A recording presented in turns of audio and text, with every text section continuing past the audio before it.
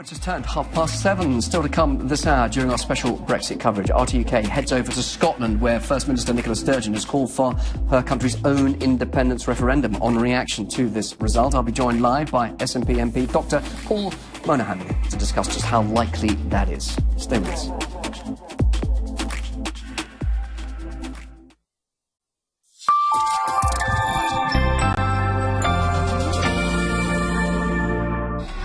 Well, one part of the UK that voted resoundingly to remain in the EU was Scotland. But the fact that the country will now be dragged out of the bloc against its will has sparked furious talk of a second referendum on independence. Well, Scotland's First Minister, Nicola Sturgeon, has been addressing the media today on this very subject.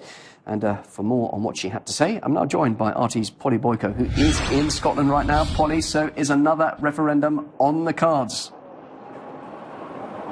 Well, what a day. It's early Friday night in Glasgow, but nevertheless, the Scottish electorate are nursing the mother of all referendum hangovers today, given that they've just woken up wondering what on earth happened last night, especially considering that Scotland voted overwhelmingly in favour of staying in the EU, and yet they woke up to the cold hard reality that they had been dragged out against their will. Now, all this has led Scotland's First Minister, Nicola Sturgeon, to say that the issue of Scottish referendum is very much back on the table. Take a listen. The manifesto that the SNP was elected on last month said this: the Scottish Parliament should have the right to hold another referendum if there is a significant and material change in the circumstances that prevailed in 2014, such as Scotland being taken out of the EU against our will. Scotland does now face that prospect.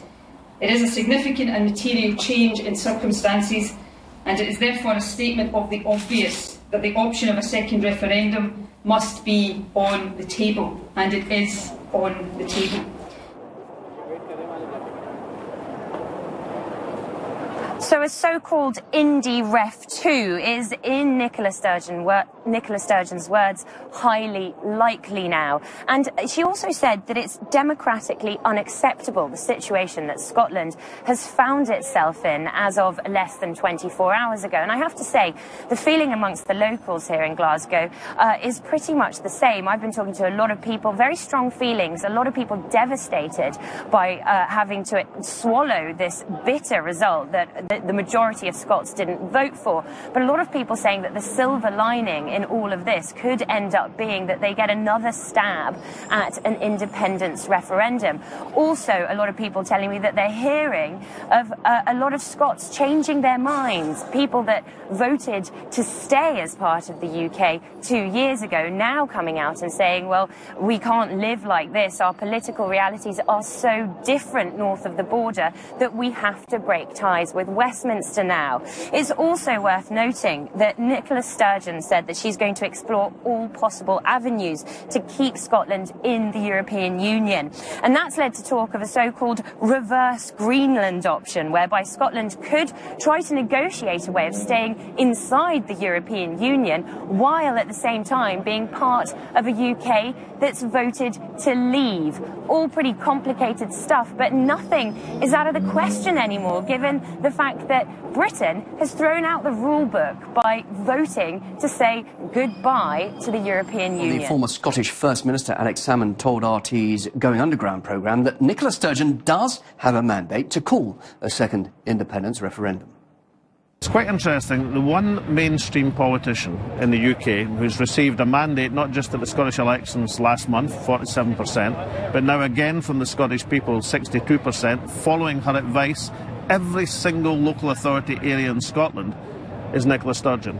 And the politician you'll see over the next few days emerging with the calm authority and leadership that you need in circumstances like this will be Nicola Sturgeon. Of that you can be no doubt whatsoever. And I'm confident that Nicola will take forward the manifesto on which she won the Scottish elections, which said very clearly that in these circumstances of Scotland being dragged out of the European Union against the will of the Scottish people, then the Scottish Parliament should have the right to initiate another referendum in Scotland. Well, for more on the effect of the vote in Scotland, I'm now joined by Dr. Paul Monaghan, the SNP MP for Caithness, Sutherland and Easter Ross. Is a second referendum on independence for you now inevitable? I don't know if it's inevitable. I think it's certainly an option. There are a range of options. It's one that's been very closely looked at by the Scottish Government and by Scotland's First Minister. But surely the case for Scottish independence is all about sovereignty, autonomy. I mean, why hand power back to Brussels?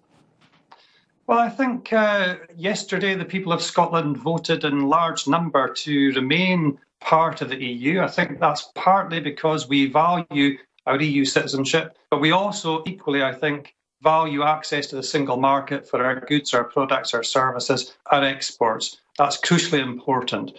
So I think it's not about handing power to Brussels or to the EU. It's about being a valued partner in the world and using that opportunity to develop, grow and prosper. And it's interesting, isn't it? Less than 2 years ago, people in Scotland rejected independence. So in effect, the parameters have actually changed now, and there really is an appetite for this second referendum.